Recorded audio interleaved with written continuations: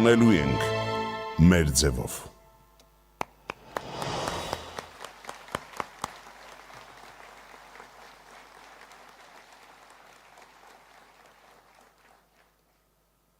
Սիրելի հայրենակիցներ,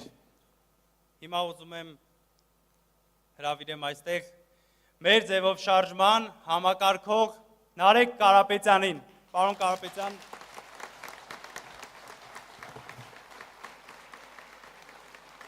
Բարև ձեզ, լավ եք, շատ ուրախ եմ բոլորին այստեղ տեսնել, ալիքը մի քիչ խառնվեցել տեսավ ձեզ, մեզ բոլորիս, կուզեմ ձեզ ներկայացնեմ մեր շարժման առաջի մեկ ամսվա մասին տվյալներ, սկսեմ։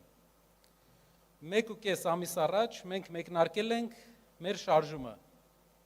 Այս ժամանակահատվածը իհարկե շատ փոքր է, բայց Փառք Աստծո արդեն ունենք կատարած աշխատանք։ Կա համալրված թիմ ու կա արդյունքներ, որոնցով ուզում ենք ձեզ հետ կիսվել։ Առաջինը, որ կուզենայի շեշտել, դա մեր թիմն է։ Այսօր ես հայտարարում եմ, որ մեր ձևով շարժման մասնակից է դարձել, միացել է արդեն 5000 կամավոր։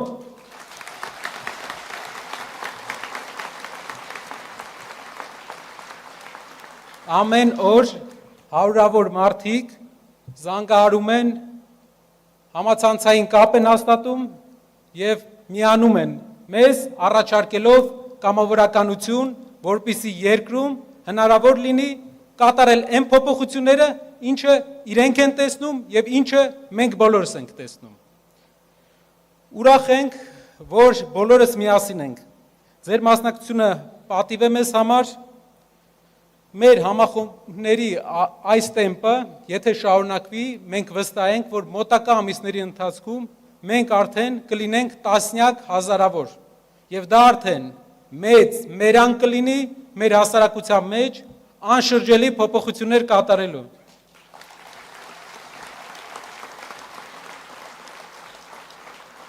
Թիմը երիտասարդ է, այդ պատճառով երբեմն մեզ հարցնում են, ինչն է պատճառը, որ մարդիկ միանում են մեր ձևով շարժմանը։ Ես կարող եմ ասել, որ պատճառը Սամվել Կարապետյանն է։ Նրա անունը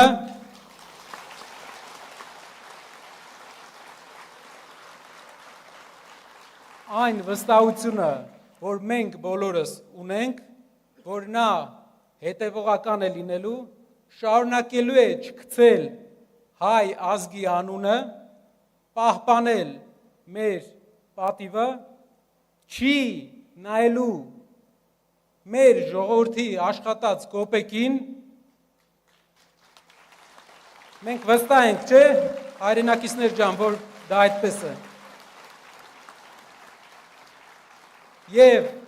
իր գաղափարներով, իր ծրագրերով մենք Հայաստանը դարձնելու ենք գոնե մեր տարածաշրջանում օրինակելի երկիր։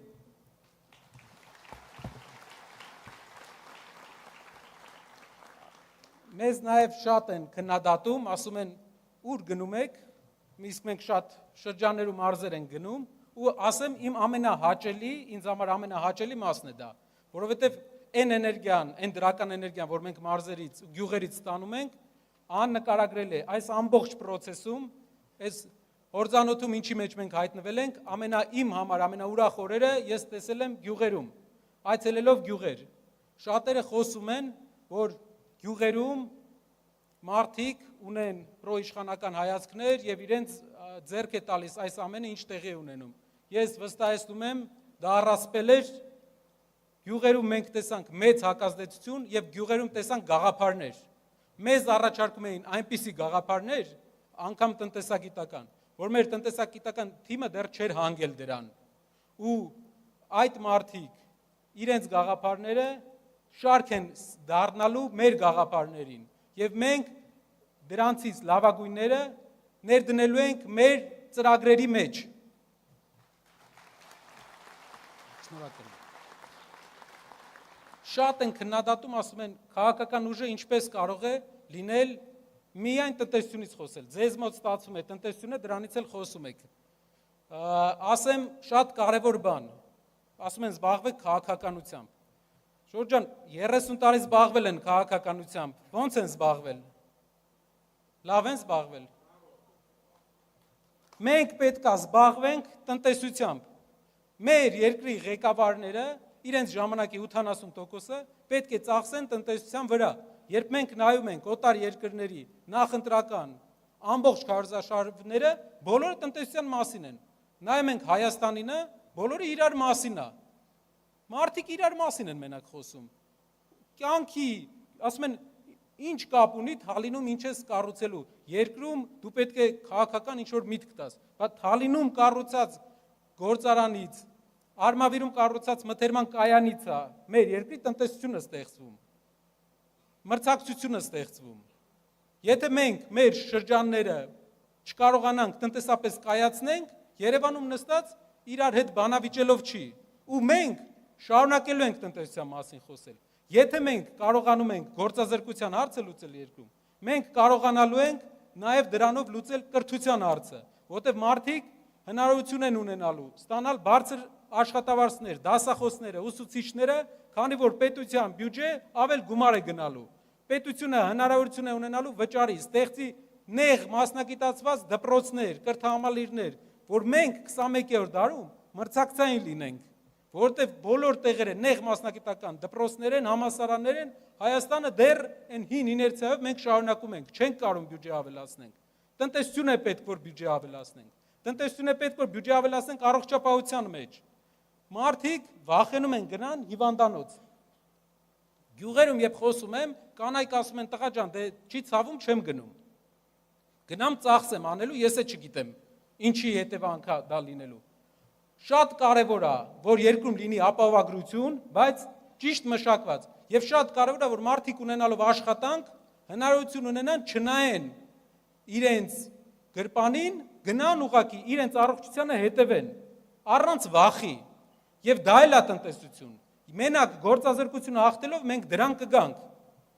Երրորդ բանը, որ կուզեի ասել, էլի որ ասում են, մի հատ մեր անվտանգությունից ինչու չեք խոսում։ Սամվել Կարապետյանը իր մի ելույթի ժամանակ ասել է. մեր 44 օրյա պատերազմի անհաջողությունը մի բանից էր։ Մի շարք բաներից էր, որից ամենակարևորներից մեկը մի բան է։ Դա հարուստի ու աղքատի պատերազմ էր։ Հայ ժողովուրդը 2 օրվա ընթացքում ռազմաճակատ է ուղարկել 5000 կամավոր։ Ոչ մեկ իրավունք չունի ասել, որ հայ ժողովուրդը փախել է պատերազմից։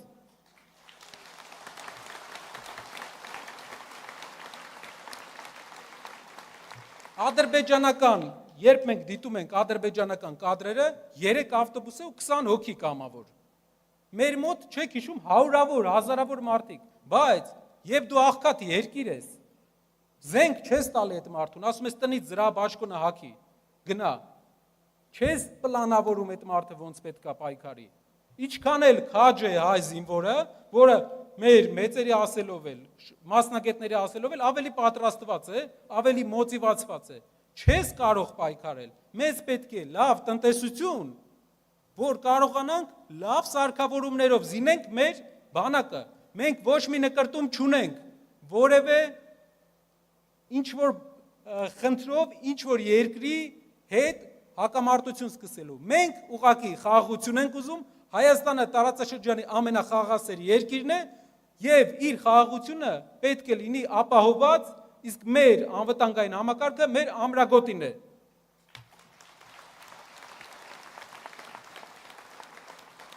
Երբ մենք լինենք հարուստ երկիր, երբ մենք լինենք իհարկե գերազանցելի, ավելի գերազանցելի էլ կլինի, ավելի գերազանցելի, բայց տարածաշրջանում ամենահարուստ երկրներից մեկը մեզ տարածաշրջանում ոչ մեկ չի համարձակվի նայել այս աչքով։ Մեր դաշնակիցներն էլ ուրիշ աչքով կնայեն։ Կտեսնեն, որ տնտեսական ուժ կա այս երկրի հետևը։ Դրա համար արգելի քաղաքացիներ ու հայրենակիցներ, քաղաքացիները ասում, արդեն քաղաքական գործիչների խոսելա ոչ ամոթս, իմ հայրենակիցներ ու իմ ամենօրյա հարազատներ։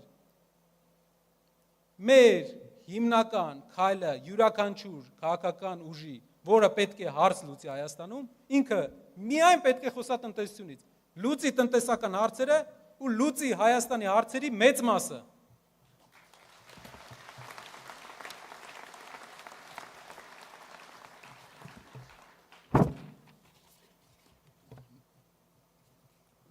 Մի քանի բան էլ կուզեի ավելացնել, եթե թույլ կտաք։ Առաջինը, շնորհակալ։ Առաջինը մենք երբեմն խոսում ենք, ներկայացնում ենք մեր պատմության տարբեր դրվագներ վերջի 100 տարվա։ Ու ես մի բան եմ նկատել, ամեն անգամ երբ մի դրվագի մասին եմ խոսում, մեր իշխող ուժը թերահավատորեն է մոտենում, ասում է դրվագից խի ես խոսում։ Դա պետք է մոռանանք մենք, այն պետք է մոռանանք։ Պատմեմ ինչը։ Առաջինը, երբ 20-րդ դարը սկսվեց, գիտեք, տխուր դեպքերով, հայկական ջարդերով Օսմանյան կայսրությունում։ Երբ մենք խոսում ենք ջարդերից, ցեղասպանությունից, ասում են Թուրքիայի հետ հարաբերությունները կվատանա։ Չնայած որ Թուրքիայի հետ սահմանի հետ կապված երբեք Թուրքիայի պահանջը չի եղել ցեղասպանության հարցը օրակարգից հանել։ Թուրքիայի միակ պահանջը եղել է Քարվաճարի ազատագրման հարցը, դուք գիտեք այդ։ Բայց ասում են մի խոսա թուրքերի հետ կվատանանք։ Եվ դրանից հետո 20 թվից հետո եկել է երկրի խորհրդայնացումը։ Մի անգամ ես խոսքի մեջ ասեցի, որ խորհրդային միության ժամանակ մեր պապերը, տարիքով շատ մարդիկ, ովքեր այստեղ են, 1000 հատ գործան են սարքել 10 տարում։ Դրանից հետո մարդիկ ասեցին դու քարոզ ես անում խորհրդային միության։ Հարգելիներս, խորհրդային միությունը գնացել է ու խորհրդային միության քանդման, կազմաքանդման հիմնական կատալիզատորը եղել է արցախյան շարժումը։ Եվ չի վերադառնա խորհրդային միությունը։ 21-րդ դարը դինամիկ ազգային պետությունների դար է, որը մենք պետք է լինենք։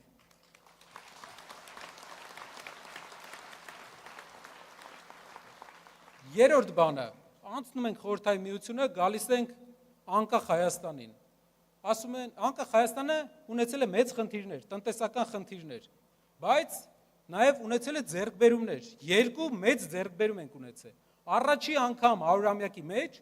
մենք մեր ուժերով առանց լուրջ օգնության հաղթել ենք մեր 100-ամյա հակառակորդին լավ կազմակերպվածության արդյունքում եւ մեր երկրի 30% ազատագրել ենք։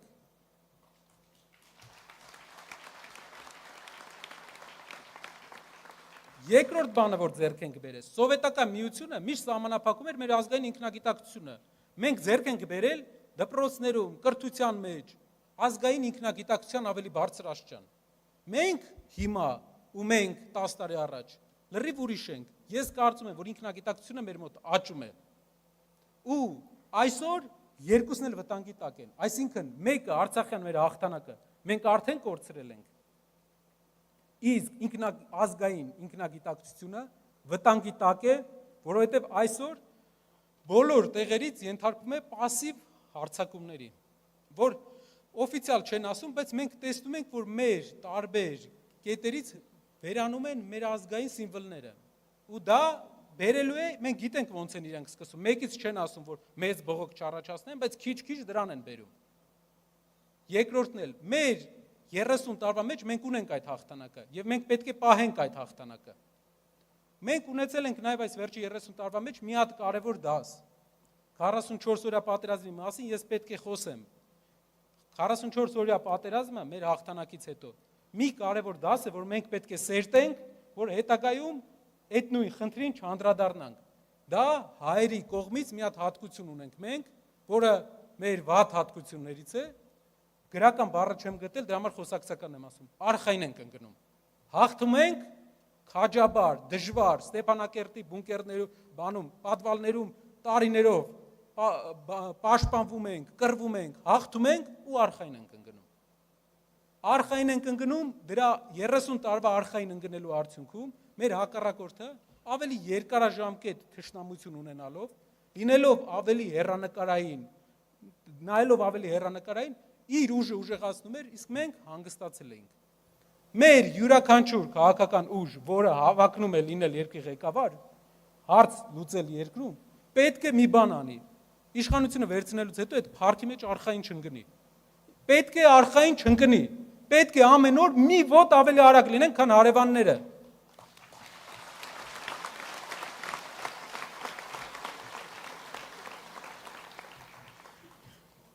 հայ մարդուն շատ բան պետք չի։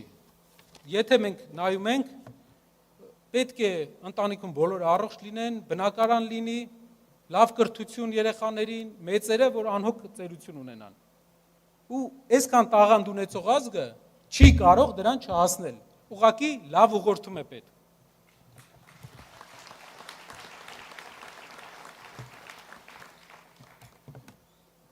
Այսօր մեր ձևով շարժման առաջնորդ Սամվել Կարապետյանը շարունակում է գտնվել ապօրինի կալանքի տակ։ Ինչպես հայտնի է, մեկ պատճառով փոքրիկ խմբակին դուր չի եկել, որ նա պաշտպանել է իր եկեղեցուն եւ նա պաշտպանել է հայ առաքելական Սուրբ եկեղեցուն, որպես իմ ասած ազգային ինքնագիտակցության խրամատներից մեկը։ Բայց մի բան կարող եմ ասել իր խոսքերից։ Նա ասել է, հայտարարել է, որ անգամ բանտախցում նա ավելի ազատ է, քան ժողովրդից մեկուսացրած փոքրիկ խմբակը։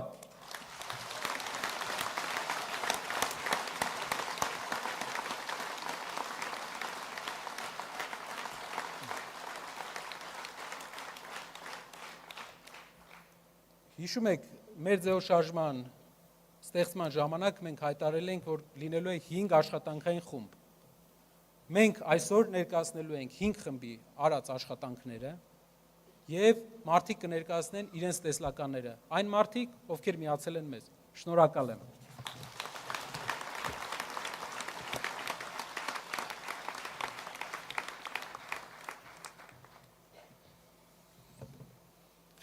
Սիրելի հայրենակիցներ, ցավոք